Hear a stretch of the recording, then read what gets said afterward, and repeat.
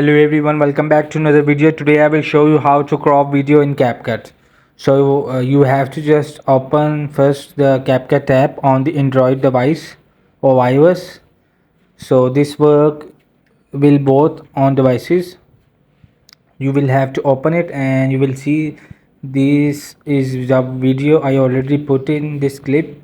So you will click to on this video and you will see there is the bottom option is transform. You have to just click this arrow of transform and you have to click to the this resize. So you will have to resize means the crop. So you will have to, with your fingertips, you can short or adjustment of this video to crop. So you can also, these are the expected ratios. You can, without your fingertips, you can also select the ratio and you will also customize with your fingertips to crop this video. So it's very easy and simple.